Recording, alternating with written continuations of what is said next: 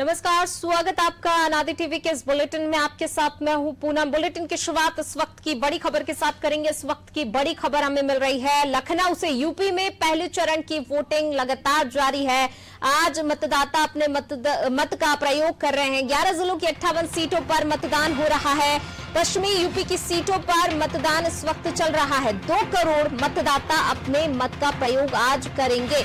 623 उम्मीदवारों की प्रतिष्ठा आज दांव पर लगी है। मेरठ, गाजियाबाद, गौतम बुद्ध नगर, हापुड़, बागपत, बुलंदशहर, शामली, मुजफ्फरनगर, अलीगढ़, मथुरा और आगरा जिले में आज मतदान हो रहा है। मतदान केंद्रों पर सुबह से ही लंबी लंबी कतारें देखी जा रही हैं। ठंड और कोहरे के बीच सुबह ही लोग जो हैं काफी उत्साह के साथ वोटिंग के लिए पहुंचे। मेरठ में कई जगह पर ईवीएम खराब होने की भी खबर सामने आई। तो पहले चरण की वोटिंग जारी है। आज 11 जिलों की 58 विधानसभा सीटों पर मतदान हो रहा है। पहले चरण का आज मतदान हो रहा है उत्तर प्रदेश में। इन 11 जिलों में मतदान आज हो रहा है। 58 विधानसभा सीटें, 623 उम्मीदवार इस वक्त मैदान में हैं आज पहले चरण के मतदान में। पश्चिमी यूपी के 11 जिलों में इस वक्त वोटिंग हो रही है। सुबह 7 बजे से वोटिंग शुरू हो गई है और लोग भी जो है बड़े उत्साह के साथ मतदान केंद्र पहुंचे, अपने मत का प्रयोग किया और अभी भी लगातार जो है लोग पहुंच रहे हैं। लंबी लंबी कतारें मतदान केंद्रों के बाहर दिखाई दे रही हैं। सुबह 9 बजे तक पश्चिमी यूपी में 7.93% तक वोटिंग हो चुकी है। नेताओं के साथ जनता में भी उत्साह देखा जा रहा है। तमाम मुद्दे इस वक्त यूपी में हैं जिनको ध्यान में रखते हुए मतदाता मतदान केंद्र पर पहुंच रहे हैं। महिलाओं की बात की जाए तो महिला सुरक्षा का एक ऐसा मुद्दा जिसको लेकर महिलाएं मतदान केंद्र पहुंच रही हैं। युवाओं की बात की जाए तो युवा खासतौर से बेरोजगारी इतनी है, रोजगार की चाह युवाओं में और उसी को ध्यान में रखते हुए युवा वोट कर रहे हैं। तो सबके अपने अपने अलग अलग मुद्दे हैं, चाहे विकास की बात कर लें, रोजगार की बात कर लें या फिर महिला सुरक्षा की बात कर लें। महिलाओं के ध्यान में सबसे बड़ा मुद्दा यूपी में महिला सुरक्षा का है।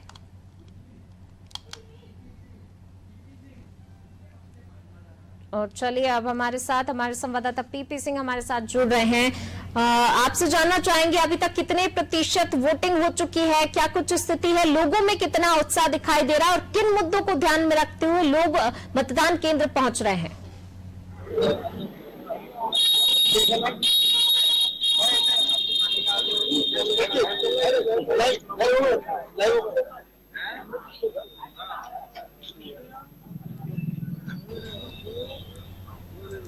पीपी सिंह, आपको मेरी आवाज मिल पा रही है?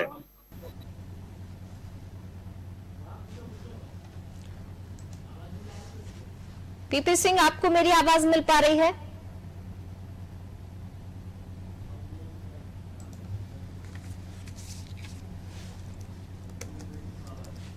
चलिए, तो पहले चरण का मतदान यूपी में आज पश्चिमी यूपी में हो रहा है।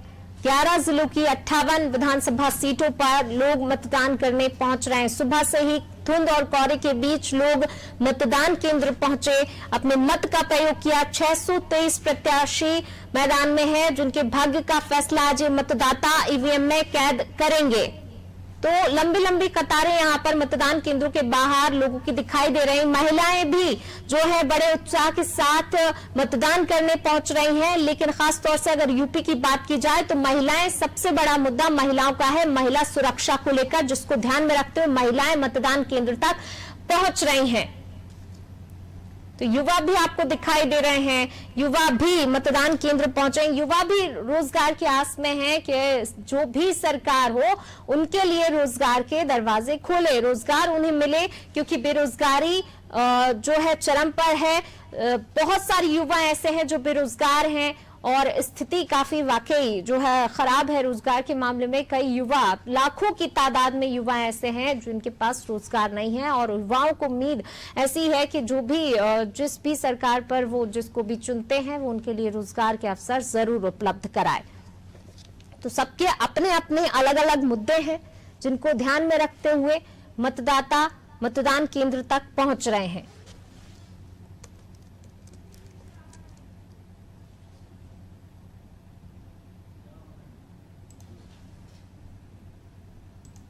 चलिए और एक बार फिर रुक कर लेते हैं संवाददाता पीपी सिंह का। पीपी सिंह आगरा से हमारे साथ लाइव जुड़ रहे हैं। पीपी सिंह, आपसे जानना चाहेंगे सबसे पहले तो किन मुद्दों को ध्यान में रखकर जो है मतदाता मतदान केंद्र तक पहुंच रहे हैं, कितने प्रतिशत मतदान अभी तक हो चुका है? अब देखिए पूनम जी, अभी हम लोग खड़े हुए हैं उत्तर विधानसभा की बूढ़ी के नगला मतदान केंद्र पर, और यहाँ शुरुआत में तो मतदान की गति बहुत धीमी थी, लेकिन जैसे जैसे मौसम में सुधार हो रहा है मतदान की गति रफ्तार पकड़ती जा रही है। मेरे साथ अभी बहुत सारे लोग जुड़े हुए हैं और देखिए जानते हैं कि वो किस मुद्दे पर वोट दे रहे हैं। जी साहब, मैं सामाजिक कार्यकर्ता चुन्नी लाल नीलम नंगला बूढ़ी। देखिए हमारे यहाँ जन समस्याएं बहुत हैं, आज तक किसी भी जनप्रतिनिधि ने काम नहीं किया। सर यहाँ की समस्याएं तो अलग बात है, लेकिन मैं निर्वाचन मुद्दों पर आप वोट दे रहे हैं। हम देना चाहते हैं कि यहाँ पर महंगाई, बेरोजगारी सबसे बड़ा मुद्दा है। शिक्षा के किस मुद्दों पर वोट दे रहे हैं आप? सरकार चुनने जा रहे हैं अपनी सरकार चुनेंगे इस बार। सरकार हमारी शिक्षा के प्रति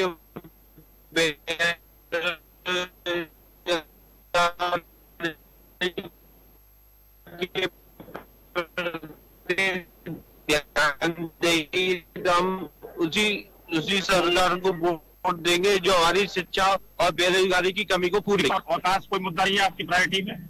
और पहले तो शिक्षा का क्षेत्र इतना गिर गया कि बच्चों की पढ़ाई लिखाई थी वो 2-3 महीने से बंद है। ऑनलाइन चलेगी, मोबाइल लेकर अपने मतदान का मन बना रहे हैं। अभी मतदान की रफ्तार बहुत स्लो है और लगभग अभी 7 से 8% इस पोलिंग बूथ पर मतदान। जी तो बिल्कुल कई सारे ऐसे मुद्दे हैं जिनको ध्यान में रखते हुए मतदाता जो है मतदान केंद्र पर पहुंच रहे हैं। महंगाई, बेरोजगारी, शिक्षा, महिलाओं के लिए महिला सुरक्षा, ये तमाम मुद्दे जिनको लेकर मतदाता मतदान केंद्रों तक पहुंच रहे हैं। हर बार हालांकि जो है मतदाता कई उम्मीदें लगाता है अपने सरकार से, जिसको वो चुनता है कि उनकी जो समस्याएं हैं वो सुनी जाए, उन्हें दूर किया जाए, लेकिन कहीं ना कहीं निराशा हाथ लगती है और हर बार इसी उम्मीद के साथ जो है मतदाता मतदान केंद्र पर पहुंचते हैं। आज की भी बात की जाए तो आपने भी सुना क्या कुछ कहना रहा है मतदाताओं का जब हमारे संवाददाता पीपी सिंह ने उनसे बात की। तो बेरोजगारी सबसे बड़ा मुद्दा युवाओं के बीच, उसके बाद महंगाई, चूंकि कोरोना काल लोगों ने देखा मार झेली महंगाई की और पिछले 2 साल से लगातार जो है जनता परेशान है, महंगाई से त्रस्त है, बेरोजगारी भी चरम पर है। ये तमाम मुद्दे हैं जिनको ध्यान में रखते हुए मतदाता जो है मतदान केंद्र पहुंच रहा है और उम्मीद यही है कि जो सरकार जिन उम्मीदवारों को वोट दे के आ रहा है वो उनकी समस्याओं को सुने, उसका निराकरण करे। तो कई सारी उम्मीदें लेकर जो है मतदाता पहुंच रहे हैं, मतदान कर रहे हैं।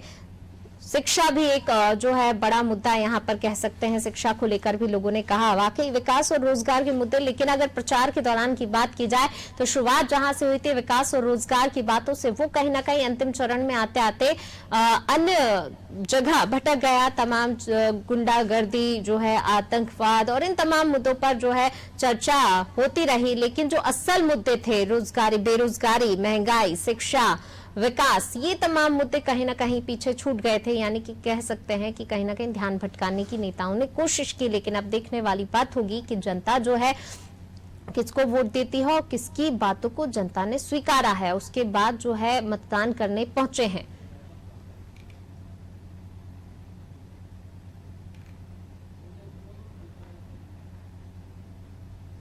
तो सुबह 9 बजे तक 7.93% वोटिंग हो चुकी है। पंखुड़ी पाठक, एसपी वकील सहित कई नेताओं ने अपना वोट डाला। कैराना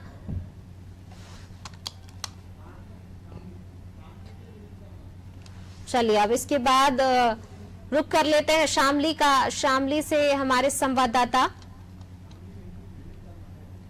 चलिए गिरीश शर्मा हमारे साथ जुड़ रहे हैं। विनीत, शामली की अगर बात की जाए, कितने प्रतिशत वोटिंग अभी शामली में हो चुकी है और लोगों में कितना उत्साह दिखाई दे रहा है वोटिंग को लेकर?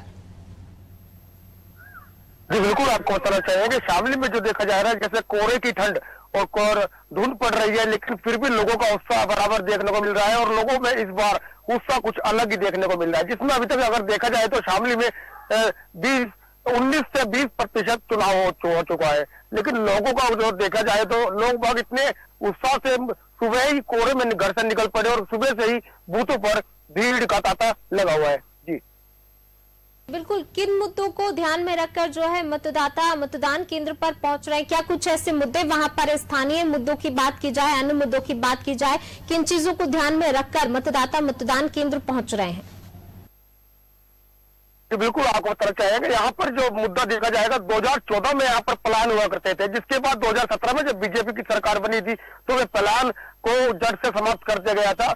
और यहाँ पर जो विकास देखा जाए, विकास भी को देखते हुए और प्लान को सबसे जो अहम मुद्दा है यहाँ पर प्लान का है। जो यहाँ पर पहले प्लान हुआ करते थे, उसी मुद्दे को लेकर इस बार मतदाता बड़े सोच समझकर अपना मत दे रहा है। पहले तो बताते हुए भी कतराते थे, लेकिन इस बार तो खुलकर सामने आ रहे हैं और खुलकर बता रहे हैं कि हम इसको समर्थन कर रहे हैं। जी, कि कह सकते हैं इस बार मतदाता जो खुलकर बातें कर रहे हैं।